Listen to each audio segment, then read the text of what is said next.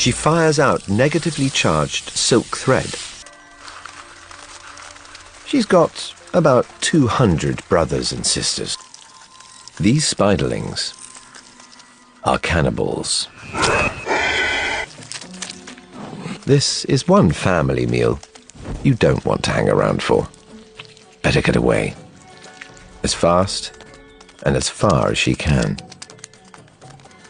The trouble is, her siblings have the same plan, and she just ran out of road. But when it comes to great escapes, this spider has an extraordinary skill. She fires out negatively charged silk thread into the positively charged atmosphere. Opposite forces attract, pulling her up, up, and away. Riding the wind, even cruising the jet stream, she can travel for thousands of miles.